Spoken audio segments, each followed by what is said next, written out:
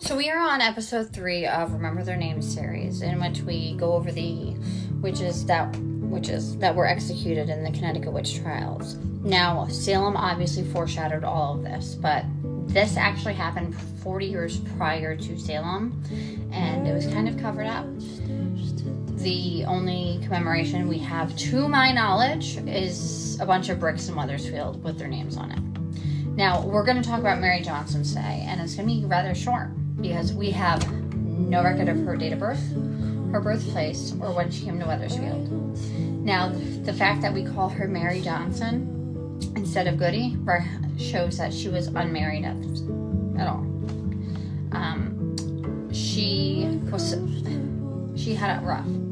She was first arrested in 1646 for stealing. She was whipped in Hartford, and then a month later she was brought back to Wethersfield and whipped again.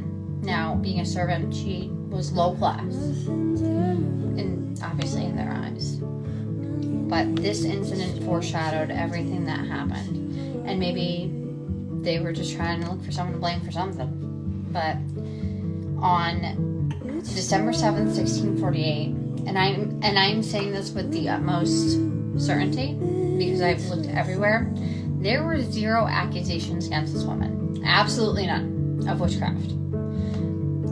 But on December 7th, 1648, she was brought before the court once again, but this time on the charge of witchcraft. Upon the indictment of, and I can never say this right,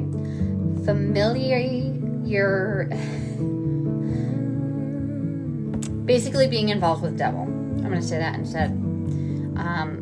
Which she was, and this is a direct quote that I did find, was found guilty, therefore, chiefly upon her own confession, including have murdered a child and other evil acts. Now, Mary did confess that she was guilty of witchcraft, or as it was called, familiarity. Oh, I said it right. With the devil. And fully described her crimes, which included using the devil to help her with her chores. And she admitted to uncleanliness with men and devils. She also admitted to murder of a child. Now, although she was not indicted on the murder or the adultery, the charge of the familiarity, said it right again, stuck. And to the strength of her confession, they sentenced her to death. Here is the thing, though. Now, Mary Johnson was not just questioned. She was tortured. And they said it was done by Minister Samuel Stone. If that name sounds familiar, there's a reason for it. They said that they tortured her by using red-hot irons and scalding water. Now, I mean, most people would confess under those conditions to anything to make it stop.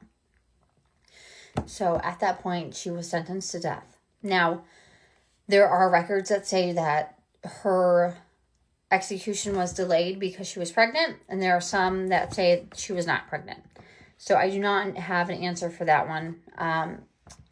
It seems, I've seen she wasn't, she was, but the one that I found that said she was pregnant was that her son, after she had her son, he was bound as a servant or an apprentice.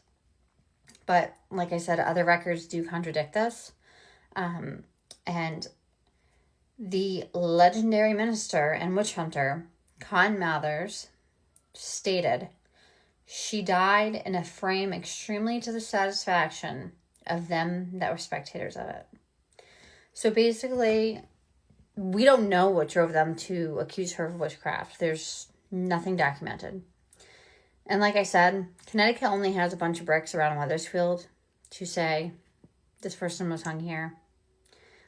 They did end up, I don't know what the word is for it.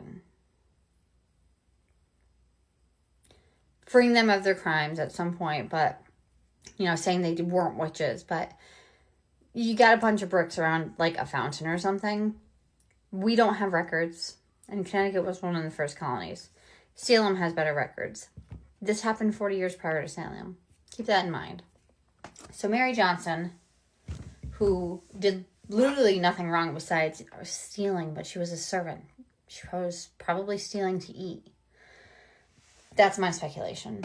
But if you have questions, if you have information, I would love to hear it. You can message me on here. You can email me.